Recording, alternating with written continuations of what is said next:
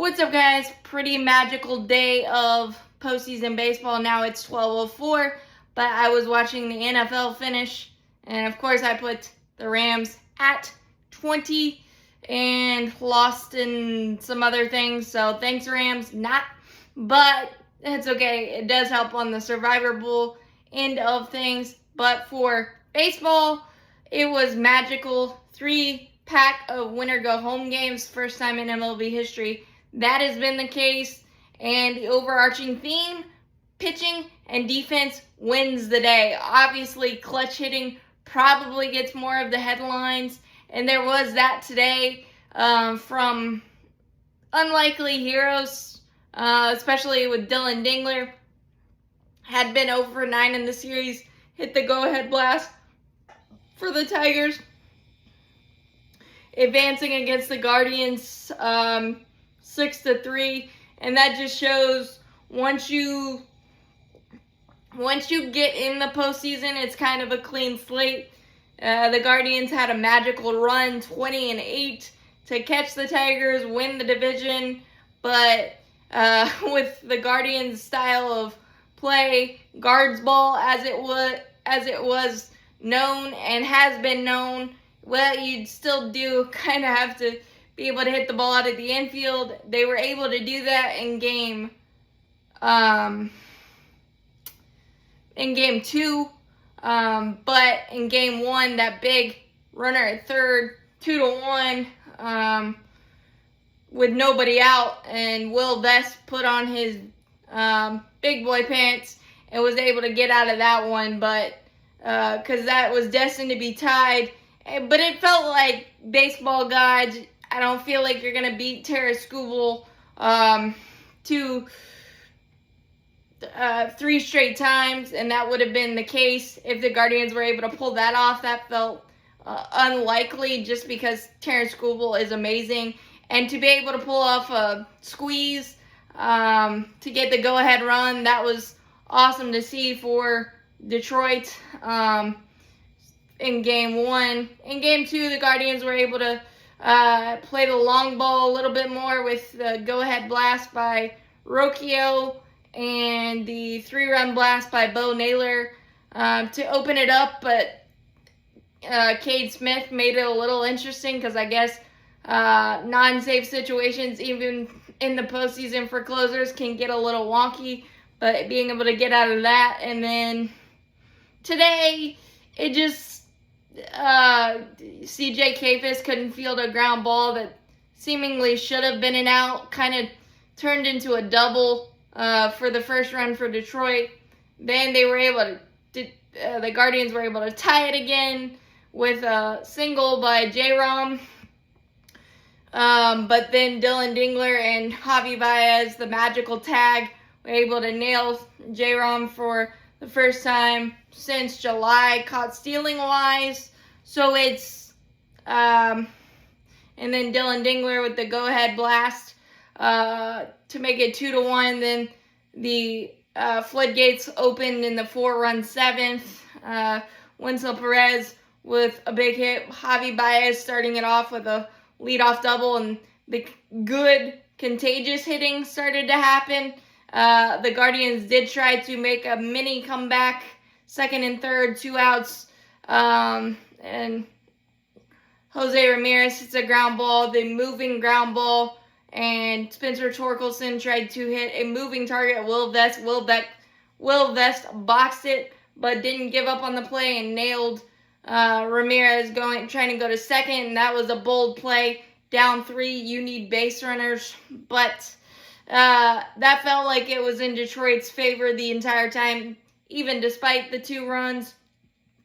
In the 8th inning for the Guardians, they just need more offense, and I feel like you could say that about a few teams, the Reds and now the Guardians.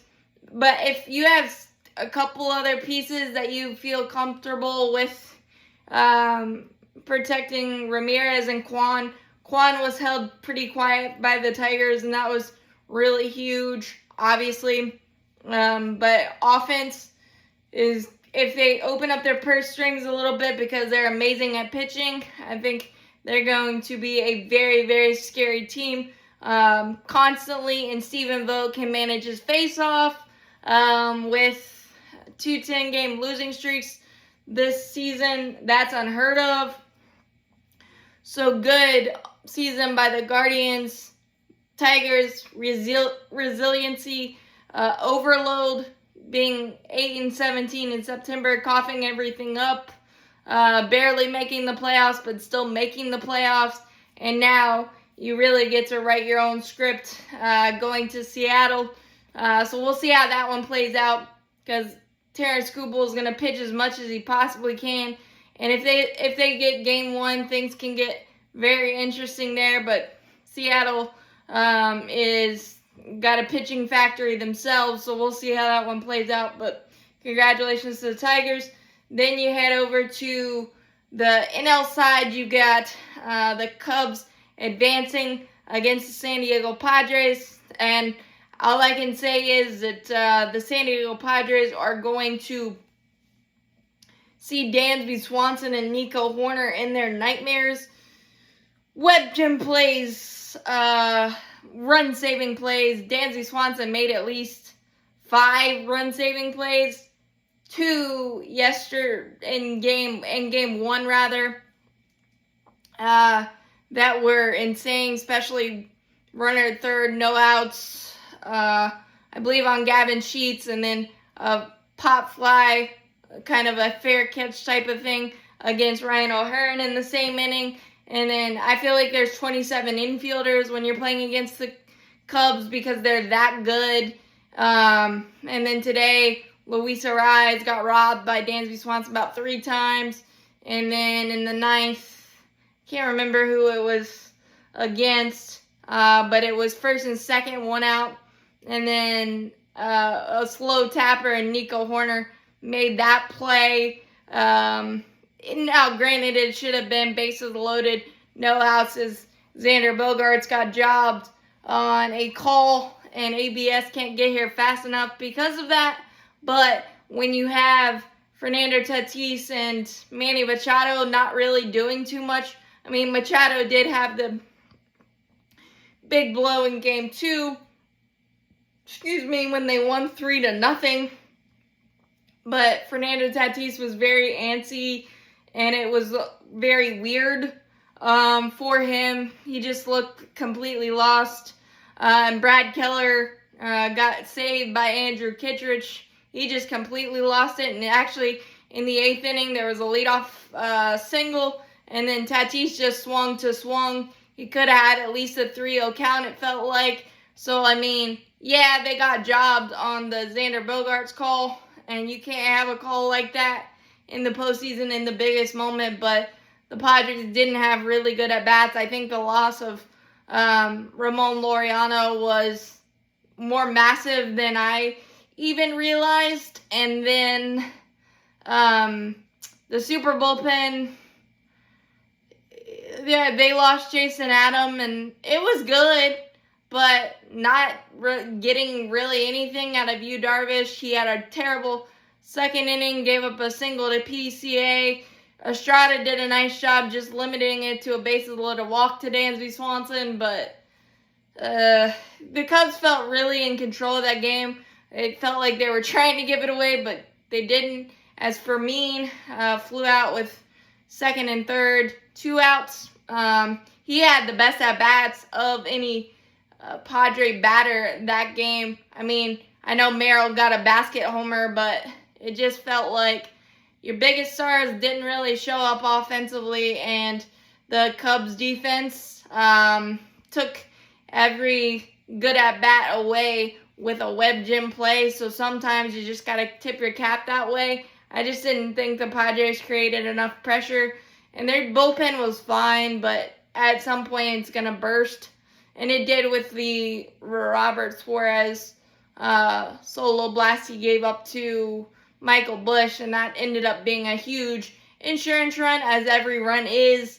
But there's definitely going to be no secrets between the Cubs and the Brewers. That's going to be a very, very, very interesting series, because I don't know if I don't know how much pitching the Cubs have to get through it.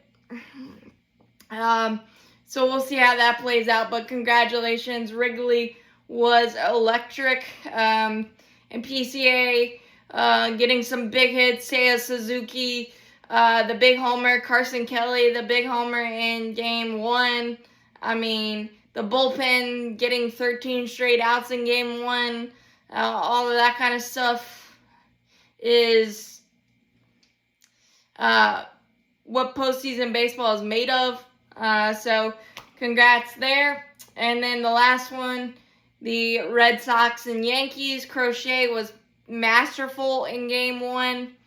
And Aroldis Chapman getting out of bases loaded, no outs, to preserve the 3-1 victory.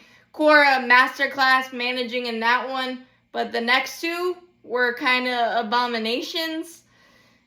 In terms of, 3-3, first and second, no outs in the 7th.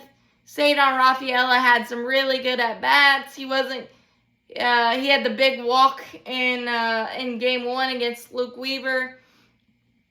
And I can't remember who was throwing to him.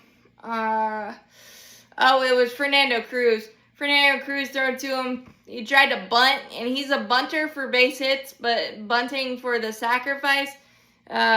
He didn't bunt at either strikes and popped it up. And then Trevor Story hit a 400-foot flyout. Fernando Cruz lost his mind, as he should have. Maybe not exactly, because Jazz kind of saved his bacon with the diving play off the bat of Yoshida. So instead of 5-3, it stayed 3-3, even though I don't know why Eden didn't run. So it could have been 4-3 on that. Also, Duran diving too early on the Judge little bloop single. They called a single / error because Duran's got to catch that. So that should have kept it 3-2 instead of tying it 3-3. Trevor Story was great in Game 2, but I think Cora managed that crazy, only allowing Bayo to go 2 1/3, and then leaving early out there to dry. Especially, and the defense wasn't great again. Rafaela couldn't corral the bloop double. But it looked like there was kind of miscommunication by Willie Abreu too there as well. And then you got the Nathaniel Lowe error that could have easily been a double play, or just because I'm used to watching Matt Olson, maybe that's a double play. But it clanked off his glove, 2-run score at the base of the loaded. I get the lefty-lefty thing, but I just feel like I don't know why Cora left him in to face Ahmed Rosario anyway, because Ahmed Rosario's in there because he crushes lefties. And then Cam Schlittler, he only needed 1 run, but he got 4, and he was just absolutely friggin' dominant. 8 shutouts, 12 strikeouts, 5 hits allowed, no walks. That's just Yankee hero, Yankee. You might not have to buy a meal in New York the rest of his life if they're able to continue this run. And for me, I thought that if they got past Boston, they have a real shot at this thing. And I honestly, shoddy defense wasn't on my bingo card for Boston, even though they're not great. But I thought that was gonna bite the Yankees because it has all year. But credit to them, credit to Volpe, corralling a lot of those Jazz Chisholm throws and things of that nature. So that was just awesome all around. Ben Rice getting the 2-run shot in Game 2, getting it started. All the 2-out magic, all the 2-out runs were key for the Yankees. They did a lot of good things, and only exposing their bullpen for Bednar in Game in Game 3. That was fantastic. I actually wanted them to go batter by batter with Schlittler because I thought they deserved it. That he deserved it, and he deserved that shot, but I also get it. But the Yankees were able to put the pressure on the Boston defense, and they kind of imploded, and Alex Cora just, I don't know, death by 1,000 cuts in that 4th inning, and I feel bad for the kid that he was left in that long, because I think obviously it wouldn't have mattered the way Schlittler was pitching, but you got to give yourself a better chance and maybe make Boone make a quicker decision, with it only being like a 1 or 2-0 game instead of a 4, where you have a little bit of a buffer. But that's how postseason goes. That was an epic day of postseason, that is for sure. As always, go baseball, go Braves. Hit that like button, hit that subscribe button, helps out a lot. Thanks, guys.